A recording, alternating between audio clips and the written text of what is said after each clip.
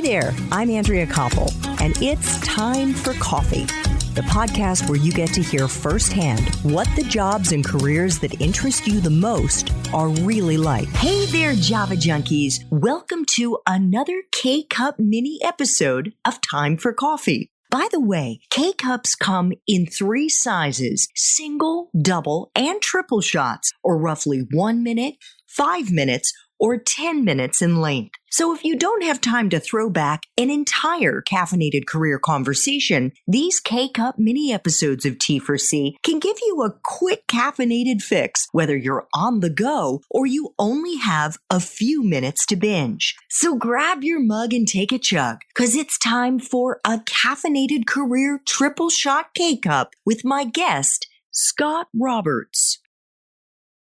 Before we flash back to when you were in college, Scott, I'd like you to share your insights about how best to network. You talked about how this is the essence of LinkedIn. This is where it was when it started back, I think it was in 2002. You joined in 2007. And it's a big pain point for a lot of young people, a lot of older people too. And it's why they go to the LinkedIn platform. What advice do you have to offer our young listeners about how they can best leverage LinkedIn to help them build meaningful professional relationships?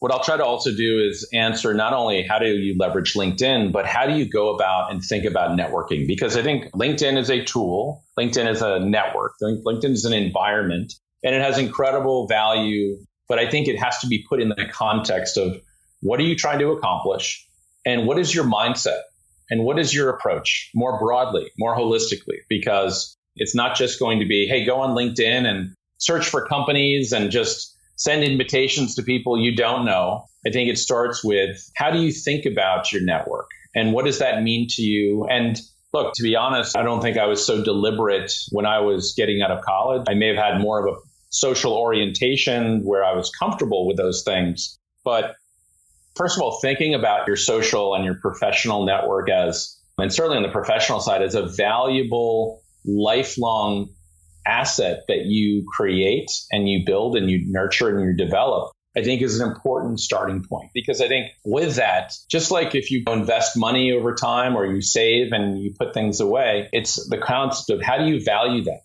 So I think that I just want to make sure that people have a certain mindset about your relationships. Your network is extraordinarily valuable and can drive a lot of support and value to you. So I think starting with that, taking it seriously, thinking about it. And so then the question of like, well, what do you do? How do you start? And that's a hard thing. It's not easy, like if you don't have all these relationships. But keep in mind, more for the most part, whether or not if you're going to college and you have friends that you know, that's a starting point. The people that know you, your family, your extended family, that uncle who's been working in something you don't really understand, starting with the places and with the people who are the warm introductions. That I think is an important place. And it could be, hey, obviously you're in it with your friends and you're all trying to make your way and start your careers. Great, connect with them. It's not a bad idea sometimes to understand what are the parents of your friends? What professions are they in? And it's okay. I don't think there's anything wrong with it. Just saying, hey, I understand that your mom is a marketing person or your dad might be a lawyer or whatever it is. And the more you know them, if you've come across them, which is also be a good guest, be respectful, do the dishes, do whatever it takes to make a good impression, because those things matter. And when you invest in relationships, which is a different topic, but it's make sure you are putting things in the bank, the relationship bank. Try to be of service. At a minimum, be respectful and be thoughtful about when you're asking people for their time. But starting from a place where people want to help you, where they like you, they care about you. From there, you can start to then build. And this concept of degrees of separation. So say you do talk to Aunt Jane, who's a marketing person at a company, just start to understand what they do. And then you might ask, say, hey, do you have 1 or 2 people that you might recommend that I talk to? And it could be someone maybe more junior or younger in the organization at that same company, but leveraging that relationship to someone that might be of more close value to you or be more informational to you. That to me is the process you start going through. But once you start building that, then you can start thinking about the companies that you're interested in or the functions that are of interest to you. And then using LinkedIn as a place to do research. And if you are going to reach out to people that you don't know, really it's important that you do your homework. I get a lot of outreach of people wanting to talk to me and having conversations. I would encourage, don't reach out to someone like myself and say, hey, I want to work on your team. That's a little forward, a little presumptuous. But if you say, hey, this is who I am, or I listened to your podcast, or I saw this article that you wrote, or I see that you're involved in these companies, that to me sends a message that you're actually being thoughtful, that you're actually not just doing something that's easy, you're actually putting your time into. And I do my best to accommodate different people, whether or not it's giving them 15 minutes of quick conversation, because I try to pay it forward or give back. But like anything else, or maybe not like classes all the time, you may fail more than you're going to succeed. If you reach out to 10 people, you may get 2 or 3 people, depending on who you're going after or what the temperature of that connection is. You may get a low hit rate of people willing to do that. But you know what? Focus on the 2 or 3 that you get and celebrate those. Don't let the other ones hurt your confidence or be demotivating. Just realize this is hard stuff. And over time, it gets easier. And then also, and this is, I think, there's a concept of reverse mentoring, which is a bit of a different concept, but it's like you have something to offer. As a young professional, as a former student, depending upon who you're talking to, you might be talking to someone like myself who's working at a company that's trying to make meaningful products and offerings to students as well. You can give your opinion about what you think about our product, or if you're talking to someone and their product, you can, get feedback or give feedback with those people. And so showing up and always trying to think about what can you offer in that conversation is, I think, something that is an important concept to keep in mind over time. Because again, it's how do you feed your network? How do you feed those relationships with value? Not just showing up saying, please help me, or I need a job. And that, I think, is sometimes, it's inevitable sometimes, because I think that trying to get your start, you may not feel like you have as much to give. But keep in mind, I think you do have a lot more than you think to give. Oh, fantastic. And I think Scott is giving you a master class right now in how to build a truly authentic, valuable network. And it involves approaching your relationship building through LinkedIn or in the analog fashion by doing your homework. Think about how you go into an exam. You don't just show up. You've studied.